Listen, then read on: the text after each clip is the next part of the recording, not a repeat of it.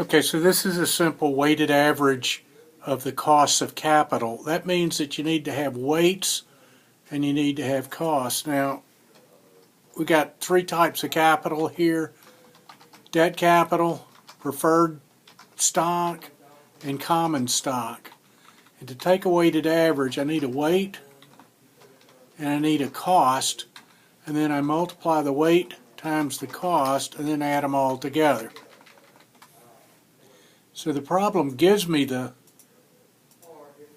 weights. The target capital structure is 62% debt, 5% preferred stock, and 33% common stock.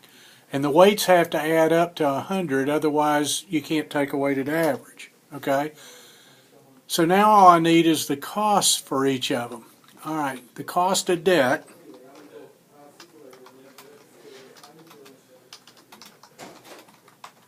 is the yield to maturity on the bonds times 1 minus the tax rate. Okay, so I know the yield to maturity on the bonds. It's given up here in the problem is 8.7%.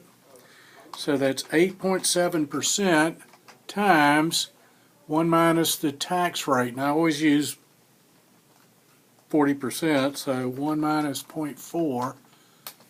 And that's your cost of debt. The cost of preferred, we use the basic, there's a basic formula for the yield on preferred stock, and the yield, or the yield to maturity, or the yield, is equal to the dividend divided by the price. Okay, and that's a perpetuity model. We're given a preferred stock dividend right up there is $6.51 and a current price of $69.01. So this cost would be $6.51 divided by, I wish they would quit texting on my nickel here, $69.01. All right, so that's the annual dividend for the preferred shares divided by the current market price of 69.01. So now I have a cost for debt, cost for preferred, I need a cost for common. The cost for common, we're given capital asset pricing model data, a risk-free rate and a market risk premium. So to use the CAPM, the rate of return, K, is equal to the risk-free rate plus the market risk premium times the beta for that particular stock. So I've got a risk-free rate of 4.5% and a market risk premium of 4.7% times the beta for that share of stock of 1.64. So now I've got a cost and a weight for every one of these. Multiply the cost times the weight and then add them all together.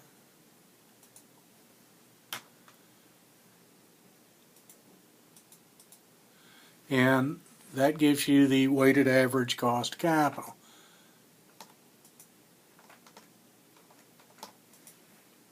Alright, so let me get back to,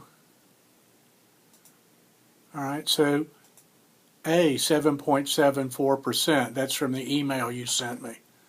Alright, now, once I've got this thing set up where it'll work for one of them,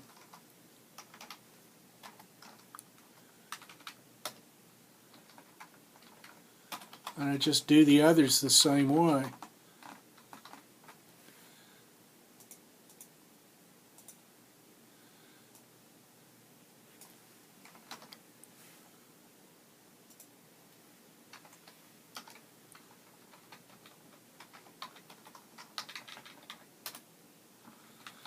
Alright, so for the second one, target capital structure is 42% debt,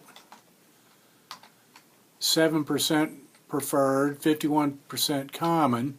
The yield to maturity on the bonds is 6.2.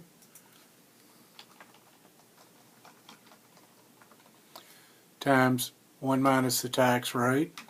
Here the preferred stock is $6.29 a year divided by 68.79, and the CAPM is equal to a risk-free rate of 3.6% plus a market risk premium of 12% times a beta of 0.69. That comes out to 8.26. All right, and so forth. So once you got one of these things set up, you're good to go from that point forward. Now, as for where you find this stuff, if we go back out here into 321 in the learning modules, cost of capital, weighted average cost of capital. By the way, there's some problems here that do this same calculation.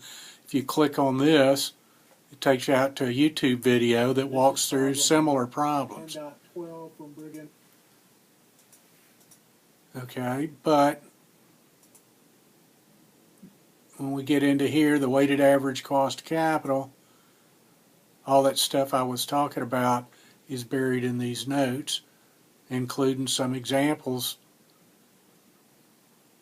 Okay, so there are problems worked and there are PowerPoints available, and this is where I would send you to go looking up this stuff on your own.